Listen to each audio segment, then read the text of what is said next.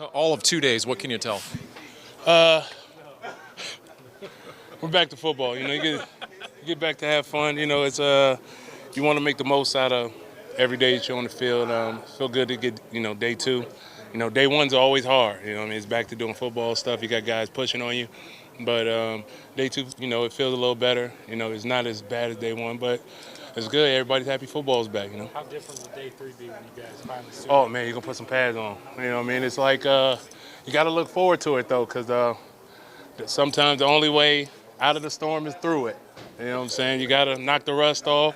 You got to do some hitting, get back to hitting, and it's good to get it out the way early. You excited to kind of thump this offense a little bit? Not really. You never get in year 17. You're never excited about hitting, but like I said, it's good to knock the rust off, and it's just like a fighter. He's not in the fight until he gets hit. You know what I mean? And it's good. We get to actually bang each other a little bit tomorrow. But I think we're gonna do a good job of being professional and taking care of each other and staying up and all that. You've done pretty much everything, right, in this league. But with the new coaching staff, do you have to build up some equity? Do you feel that tomorrow? Do you have urgency at all? Every time you step on the field, you want to produce. So definitely is a little bit there. But our coaches are great. They just want us to do what's right, work hard. And so that kind of takes the pressure off a little bit, And it's good to have coaches like that. And but everybody in this locker room, everybody, part of this team is professionals. So everybody's kind of looking forward to tomorrow, but we know not to overthink it and overdo it too much. What do you want to bring to this team off the field, in the locker room, given your experience and what you know and how you can lead? Just veteran leadership. The attention to detail, how to be a professional. Things of that sort. There's a lot of going to winning that has, nothing to do with football. It's doing the little things, being a good teammate, like I said, So it's a lot going into that. And, being in the league 17 years, I have some experience in that area. And I've learned from Hall of Famers, some of the best. And it's good to kind of, just share some wisdom with some of the guys. I was going to say, are you a guy that goes out of his way to talk? Do you kind of like lead by example? Do you like to be one of the guys? Yeah, I'm not much of a talker. I'm definitely a lead by example, too. But on the field, it's different. Getting me to shut up is the trick. But it's all football. At the end of the day, you get to have some fun. We're very fortunate in what we do, and I just try to enjoy it and see the guys, letting them see I enjoy it, and I want them to have as much fun as I am.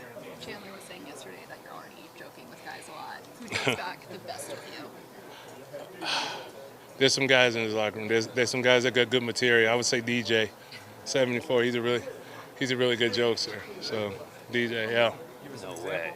He is. Give us an example. Oh, it's not PG-13.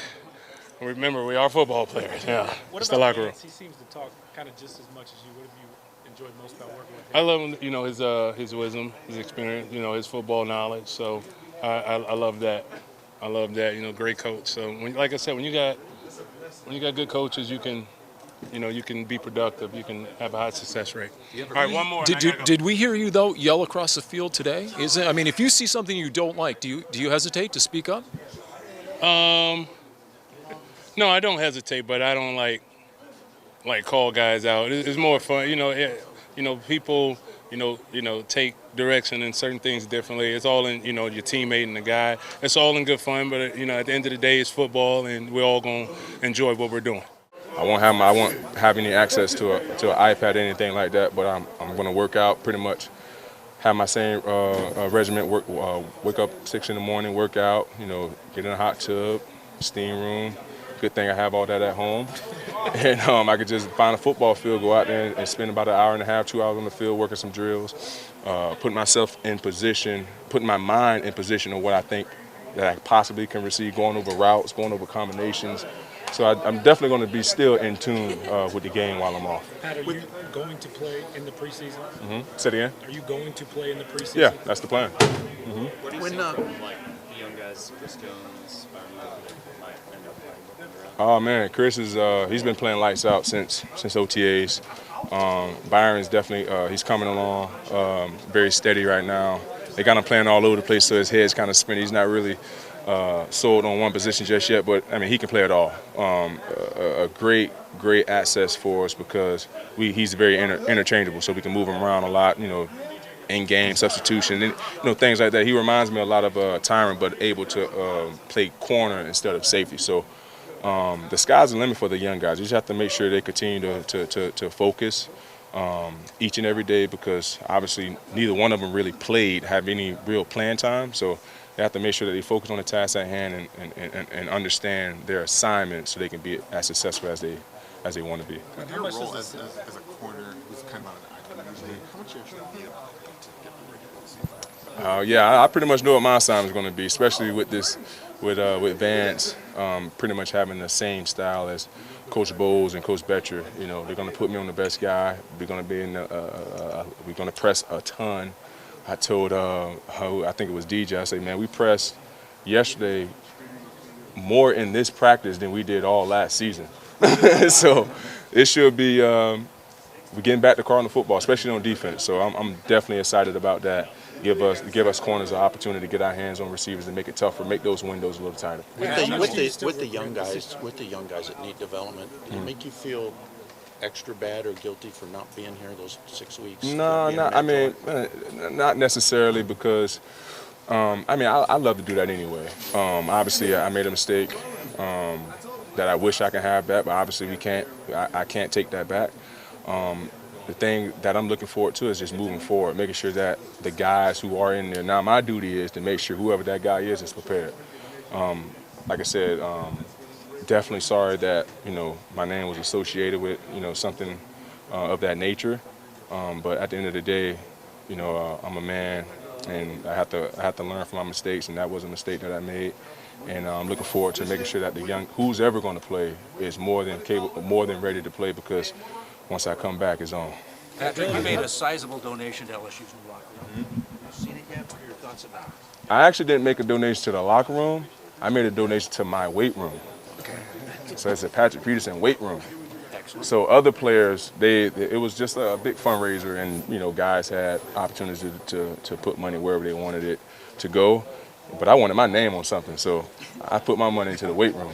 You got a room too, exactly. Right? That's what it's all about. Very difficult. I mean, it's my first time missing a game. Out of 120 games since I've been here, so it's going to be painful to watch. Definitely going to be watching the games, keeping up with the guys, and making sure that they understand the task at hand and understand that we're not going to. Although that I'm out, our expectations is still held high. Guys going to still be accountable. Guys going to go out there and play fast, and we have a good group of guys that understand. Obviously, I won't be there, but they're definitely relishing this moment because now it's an opportunity for them to make a name for themselves. So, obviously, it sucks that I will be out for me and the organization and my teammates.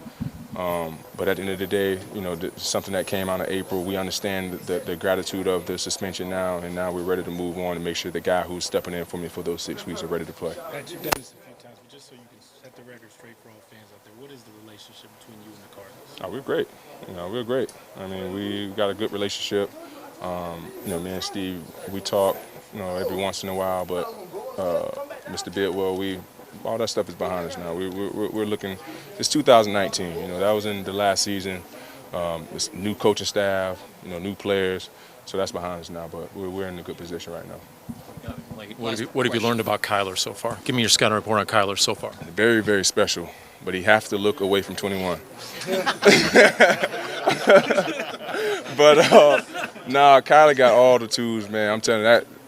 Very, very special. Very, very special. Has all the intangibles to be an NFL great. I mean, he has his head on his shoulders, very poised in the pocket, and a dual quarterback that can throw is dangerous. And we have a dangerous quarterback on this Arizona Cardinals football team. So I'm excited to see how the season's going to unfold and how he's going to progress throughout the season as a rookie quarterback, because it's going to be ebbs and flows throughout the season. It's going to be ups and downs. It's going to be adversity. It's going to strike. It's going to all predicate on how he bounced back. And I know he has the heart of a champion because the last game I watched him play against Alabama, it was just a freaking highlight show, and I'm looking forward to seeing him do the same thing here for us.